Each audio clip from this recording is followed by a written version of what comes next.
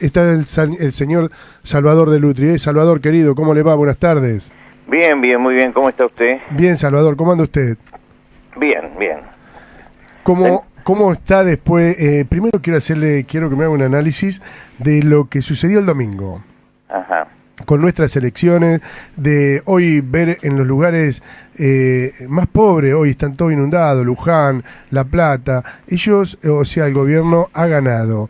La gente no quiere un cambio, Salvador. ¿Qué es lo que ha pasado ahí? No, yo creo que eso es la alienación de las ideologías, ¿no?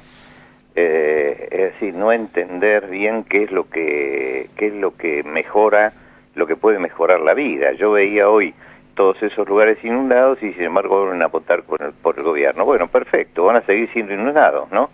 Porque sale más barato el asistencialismo que la solución de los problemas.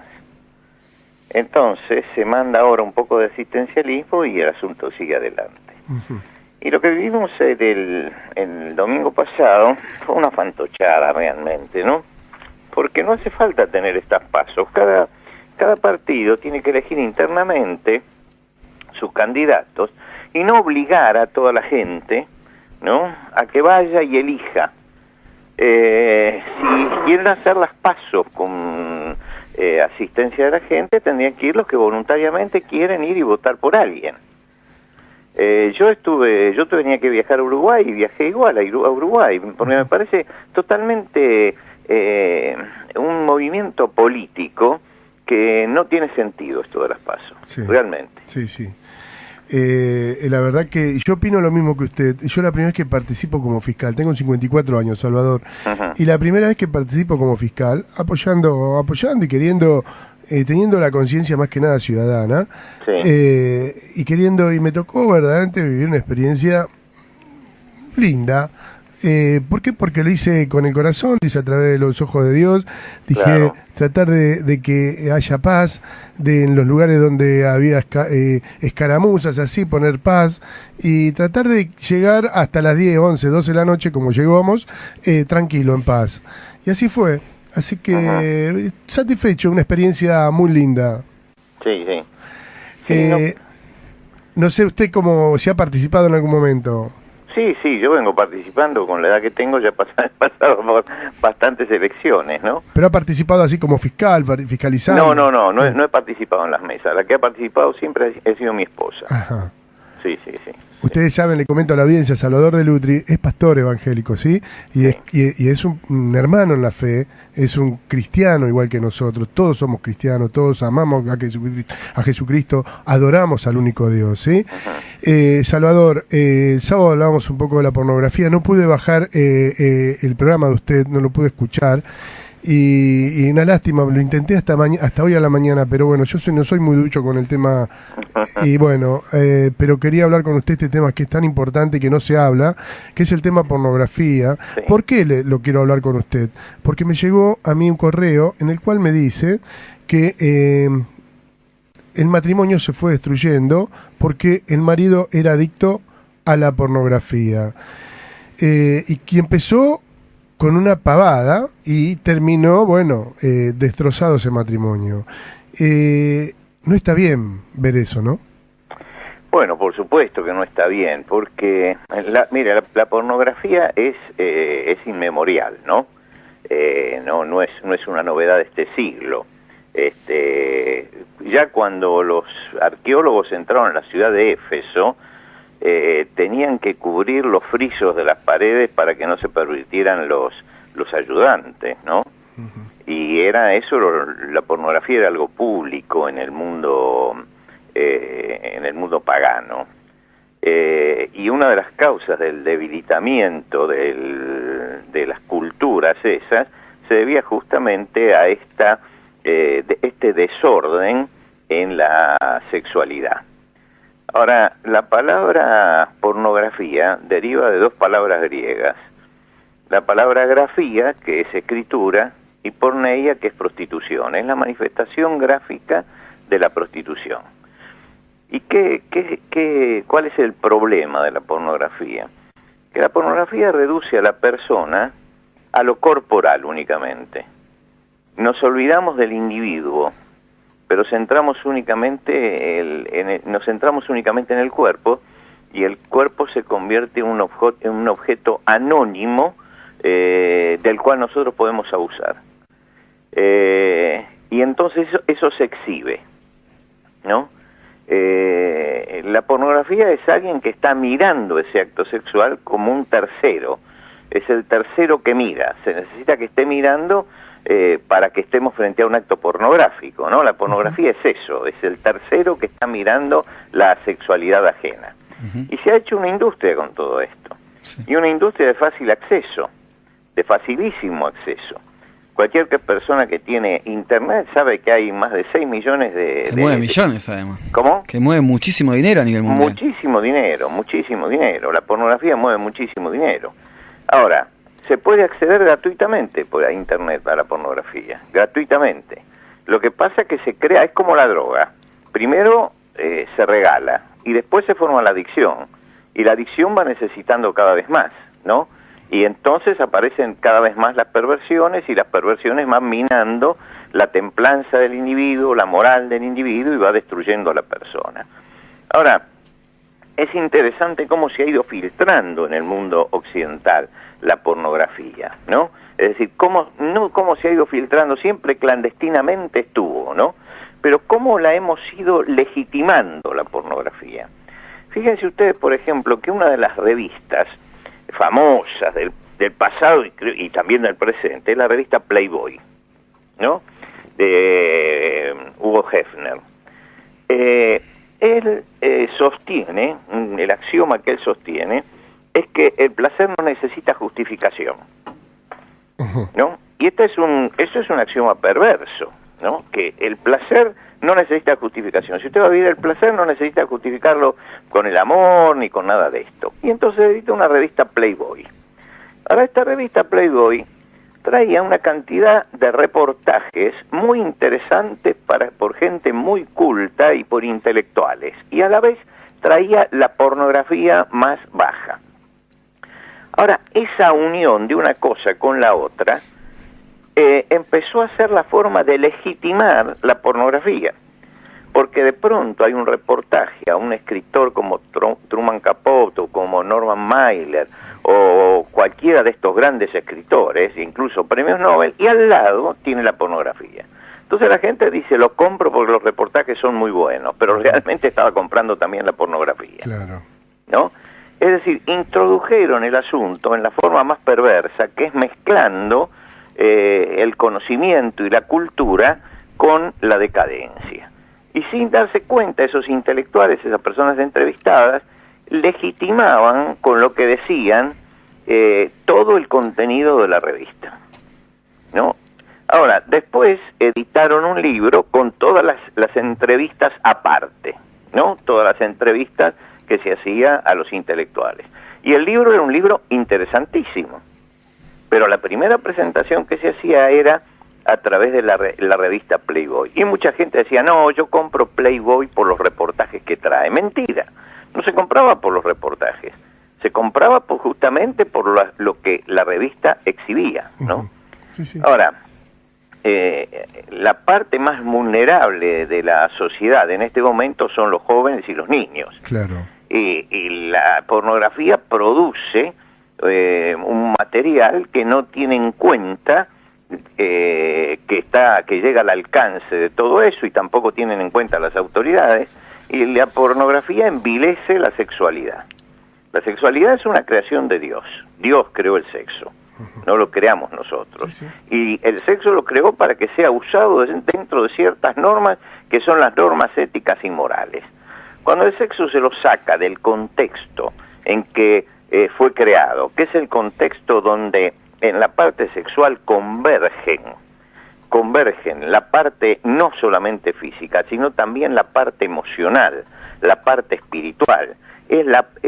Nosotros tenemos una ética sexual, no tenemos una ética estomacal, por ejemplo, ¿no?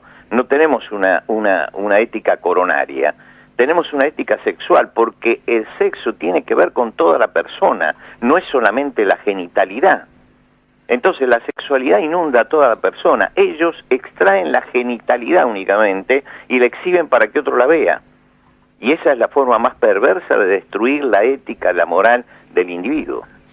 ¿Se trata como una enfermedad o es un estilo de vida? Bueno, el problema, siempre ha habido ese problema, ¿no es cierto? Llega un momento, vamos a hablar en términos cristianos. Sí. Llega un momento que el pecado se transforma después finalmente en una enfermedad. Es decir, termina por afectar el equilibrio físico de la persona. Entonces, no es que es una enfermedad, porque nadie contrae el virus de la pornografía, por así decirlo.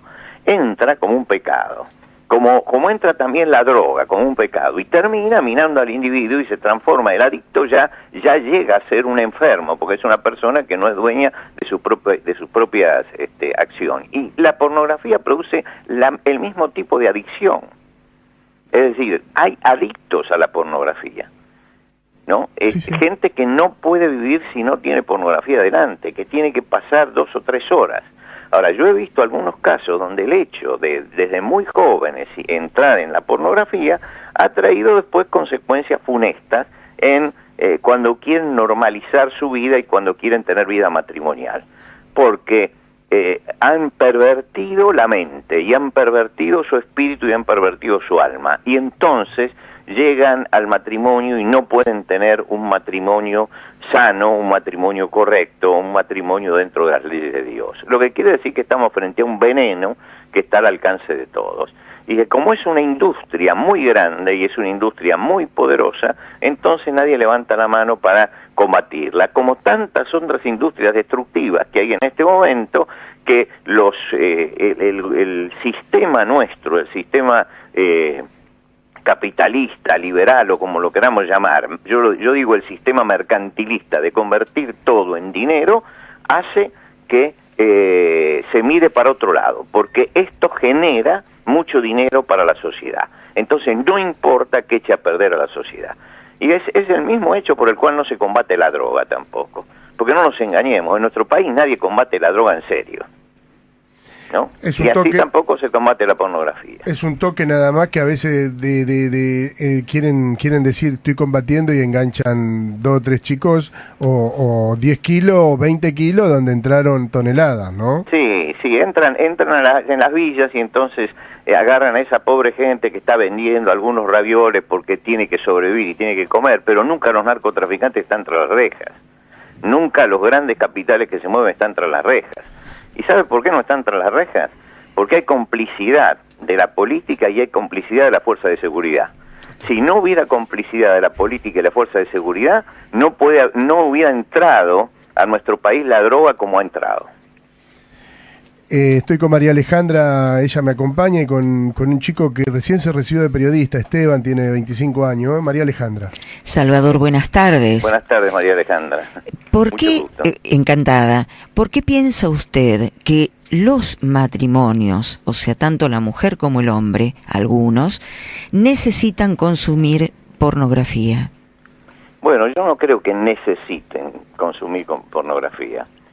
Creo que están viviendo tal vez un estado tal de estrés que no pueden llevar a cabo su vida sexual con normalidad. Y entonces buscan un estímulo fuerte por otro lado, ¿no? Sí. No es una necesidad la pornografía, no es una necesidad. Es algo que se busca ex profeso, ¿no es cierto? Es como la persona que no puede dormir, ¿no? Porque está sobrecargado de trabajo y de preocupaciones. Y en vez de organizar su trabajo para dejar las preocupaciones y organizar su vida en una forma diferente, toma pastillas. Bueno, hay gente que le pasa exactamente lo mismo. Y entonces, para activar la vida sexual, o porque están esperando de la sexualidad algo que sea tan maravilloso, que supere la angustia existencial que tienen, entonces esa angustia existencial la canalizan mirando pornografía y después tratando de llevar al matrimonio todo lo que han visto. Esteban. Hola, ¿cómo le va? Lo saluda. ¿Qué tal? Usted Esteban? lo nombró que tiene un formato de virus, la pornografía. ¿Cuál cree que es el método para combatirla, por un lado, y cuáles son las tendencias históricas a nivel mundial y a nivel Argentina en consumo de pornografía, si conoce las cifras? Bueno, mire, en Argentina yo estuve en Europa, y en Europa los centros de pornografía en muchos países como Holanda están circunscriptos a ciertos lugares, ¿no? Y entonces hay que ir a verlas allí, pero son países extremadamente liberales con esto. Los países musulmanes tienen más control sobre esto, ¿no? No obstante, no puede evitarse que esto siga creciendo. Yo creo que acá tendría que haber un control mucho más fuerte en Internet, ¿no?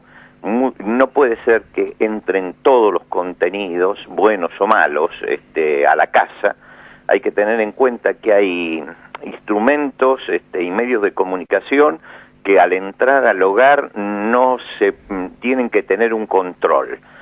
Alguno me tildará de que quiero censurar. Sí, yo quiero censurar lo que entra a mi hogar, porque en mi hogar estoy yo, pero están mis nietos también, estaban mis hijos cuando eran chicos, y entonces allí yo creo que hay que tener un control en la televisión, creo que hay que tener un control en todo esto, y que el que quiera ver pornografía, entonces que haya centros donde vayan a ver pornografía, y el que quiere ser inmundo, que siga siendo, como dice Apocalipsis, siga siendo inmundo todavía, ¿no? Pero libremos a la gente de esto.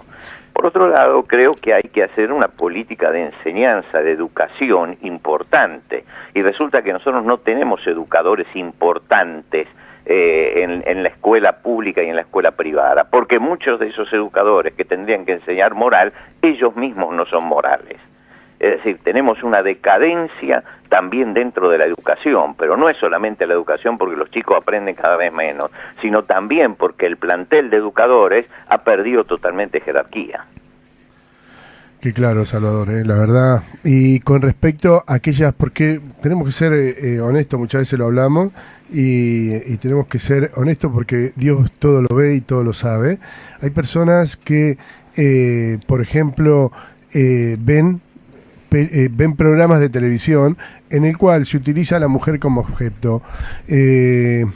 Ejemplo, este programa nuevo que hay, Gran Hermano, Tinelli, bueno, ¿qué es lo que sucede con eso? De tanto consumismo que uno tiene, a veces es poco para ciertas personas, pues tengo amigos que me dicen, no, pero no es tanto, no es para tanto, no es para tanto. Es como aquel que dice, mira, yo me fumo un porrito y no pasa nada. Sí, vos, por ahí porque tenés cultura, pero por ahí aquel que no tiene cultura, entró fumándose un porrito y termina, pobre chico, termina tomando o chupando Paco y no sabe dónde termina el día de mañana. Y esto es lo mismo.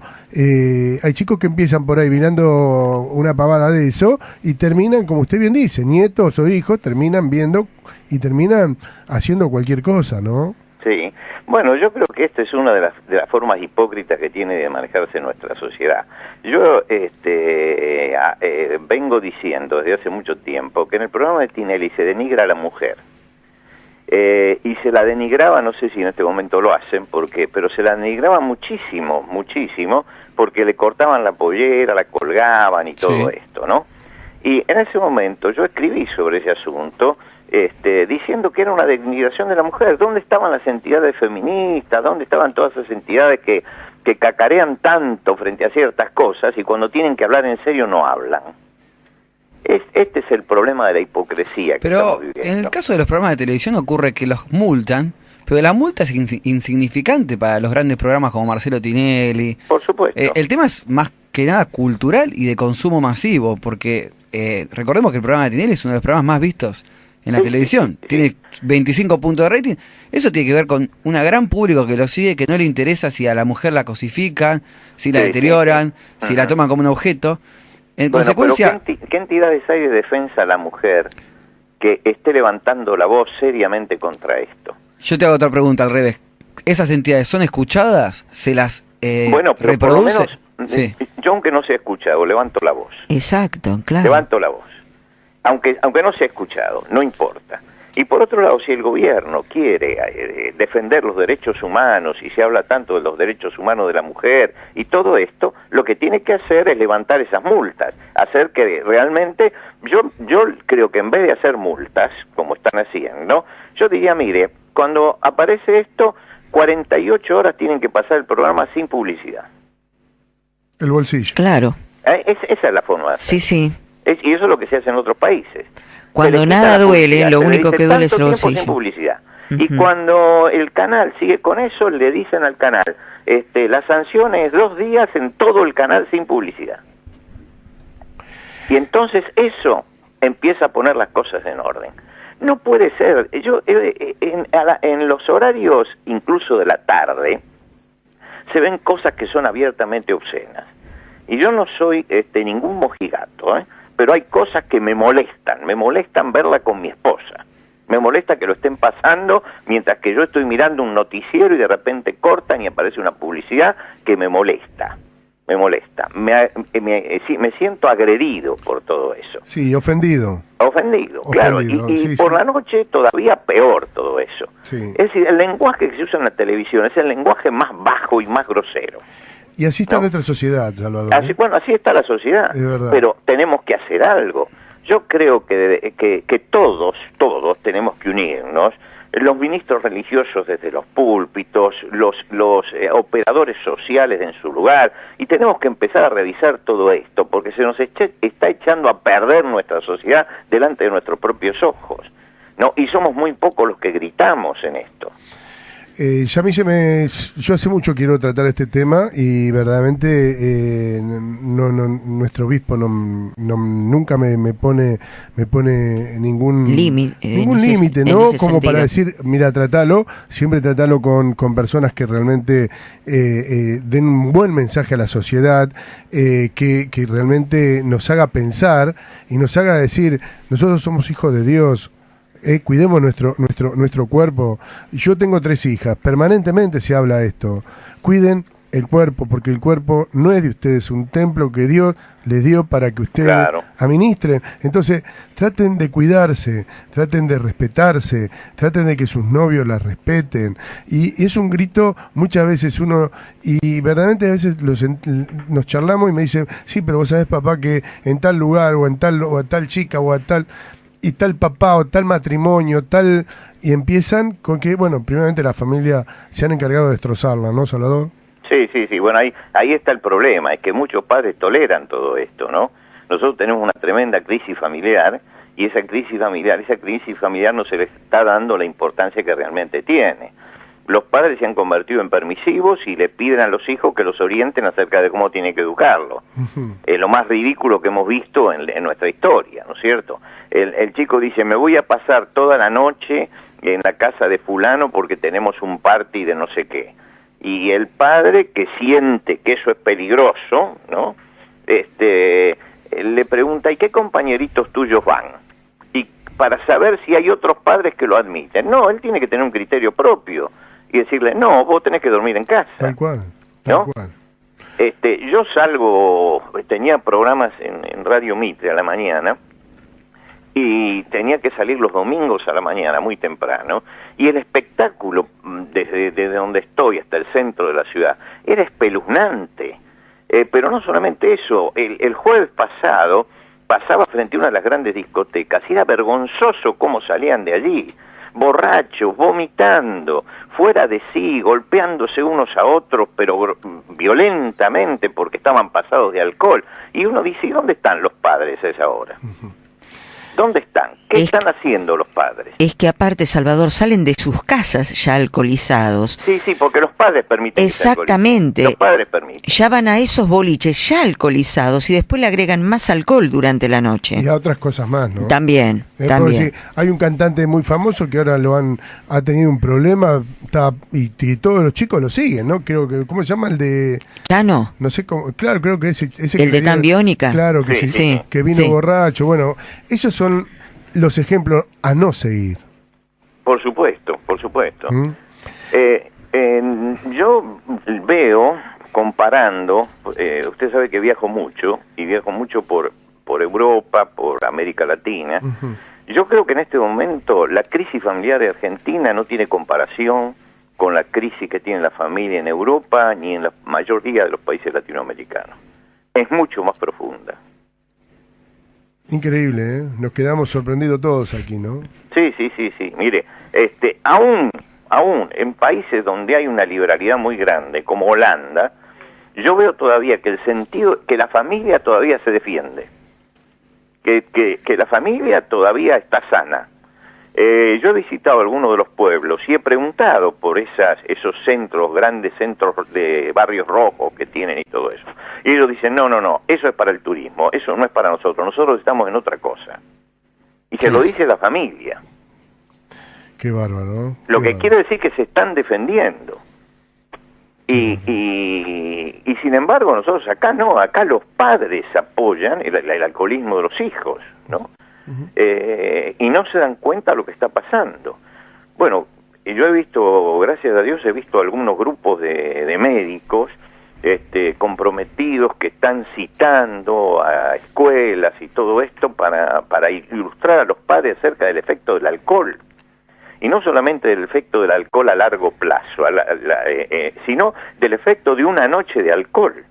Muchachos, por ejemplo, que estudiaban ingeniería, que estaban por recibirse, un caso concreto, y una noche de alcohol salió fuera de sí del lugar donde estaba, se colgó de un camión de basurero, terminó cayéndose y terminó cuadripléjico. Ay, por favor. Entonces dice, es una noche de alcohol, y los médicos explicaban muy bien, eran médicos del FLENI, explicaban muy bien que no era el asunto solamente de que sean alcohólicos, que una noche de alcohol puede producir un desastre para toda la vida. Sí. Y creo que esto es lo que hay que difundir. Fíjense que el cerebro humano recién alcanza su madurez a los 24 o 25 años. Quiere decir que en pleno crecimiento y en plena maduración le están tirando alcohol adentro. Salvador, la verdad que nos dimos un lujo de charlar un rato con usted, la verdad que nos dejó una enseñanza muy grande. Le mando un abrazo. Empezamos con la pornografía y nos hemos dispersado por mucho. Pero está bien, en definitiva hemos hablado de la familia, que es lo que más importa, ¿no? Sí. Porque si la familia está bien, de ahí para abajo puede estar todo más que bien. Sí. Y creo que tenemos que empezar, el tejido social empieza en la familia, ¿no? Tenemos que empezar a reforzar la familia. Y tenemos que hacer grandes movimientos para reforzar la familia, porque no podemos esperar en nuestro país y en muchos países latinoamericanos que el asunto venga de arriba hacia abajo. Hay que empezar de abajo hacia arriba. ¿Me explico? Perfecto. Si no empezamos de abajo hacia arriba no hay ninguna responsabilidad, ni hay ningún compromiso por salvar a la familia, ni tampoco ningún compromiso por el futuro. Nosotros estamos viviendo en el presentismo y lo vemos con la calidad de políticos que tenemos. Lo único que buscan es enriquecerse en el poder, pero después no tenemos un proyecto de país para de acá a 15 años, por ejemplo. Nadie sabe dónde queremos estar. Y es corto, 15 años, ¿no? Tenemos que tener proyectos a 50 años, ¿sí? Sí, usted va a Estados Unidos, ¿no? Que yo no soy ningún admirador de los Estados Unidos, pero hay cosas que realmente son ejemplares. Ellos saben dónde quieren estar dentro de 50 años. Y Entonces se dirigen hacia ese futuro. Nosotros no sabemos dónde queremos estar. No sabemos dónde queremos estar el año que viene. Exactamente. ¿No? Al mes y que cada uno que llega al poder llega con el síndrome de Adán. Tiene que crear todo de vuelta. Es verdad. ¿No? Entonces eso es terrible. Y por otro lado, fíjese, discúlpeme. No. Usted me corta cuando... No. Dele que charlar con usted es un placer, ¿eh? Mire, fíjese una cosa. Hace un año yo empecé a escribir y saqué algunas notas en algunas cartas en La Nación hablando de eso, de que es necesario hacer una CONADEP de la corrupción. Es decir, acá hay que castigar la corrupción, porque si no se castiga la corrupción sigue. En aquel momento hubo políticos que tomaron esa idea y que se hablaba de una CONADEP de la corrupción. Es decir, un tribunal hecho por gente... El tema es quién investiga, ¿no? Claro, sí. Y bueno, tendríamos que buscar la gente para que limpio. Eso. ¿Hola? ¿Quién está limpio, digo, no? Sí. Bueno, tenemos hombres todavía tiene probos. que haber hombres probos, claro que sí. Sí, todavía tenemos. Entonces dije, bueno, hagamos una CONADEP de este tipo. Inmediatamente hubo 3 o 4 políticos que empezaron a hablar de la CONADEP, de la corrupción. En este último tiempo no han hablado ya más de la corrupción. ¿Por qué? Porque hoy por mí y mañana por ti, ¿no? Claro, totalmente. ¿Sí? Entonces tenemos que cubrirnos. Entonces hablemos de otra cosa, pero no hablemos de la corrupción. ¿Por qué? Porque ya nos estamos preparando para irnos y que no pase nada con nosotros. Y entonces tenemos ese maldito asunto de los fueros, ¿no? Que le hemos dado un alcance que no se le da a ninguna parte en el mundo, porque en cualquier parte del mundo el que tiene fueros es porque es parlamentario, y los fueros alcanzan a lo que dice dentro del Parlamento, nada más. Acá no, acá se transforman en intocables. Entonces no puede ser que acá tengamos personas intocables. Todos tenemos que responder ante la ley, y todos tenemos que responder ante la justicia. Y entonces acá, mientras que sigamos teniendo gente con fueros, intocable, que está procesada, pero que sin embargo no se la puede tocar, entonces la corrupción va a seguir creciendo. Y entonces vamos a hacer algo que decía un amigo, ¿no? Dicen que hay un juego de... Yo no conozco juego de cartas, pero me decía, hay un juego de cartas, dice, que define a los políticos argentinos. El chinchón. Mientras que yo robo, el otro espera. El chinchón. Salvador, un abrazo grande, Dios lo bendiga, señor. Gracias, muchas gracias por este tiempo, y que Dios los bendiga también a ustedes. Amén. Y esperemos un futuro, luchemos por un futuro mejor. Que así sea, amén. Salvador, gracias. Hemos hablado con el pastor Salvador de Lutri. Viví una experiencia linda. ¿Por qué? Porque lo hice con el corazón, lo hice a través de los ojos de Dios. Dije, claro, tratar de que haya paz, en los lugares donde había escaramuzas, así, poner paz, y tratar de llegar hasta las 10, 11, 12 de la noche, como llegamos, tranquilo, en paz. Y así fue. Así que satisfecho, una experiencia muy linda. Sí, sí.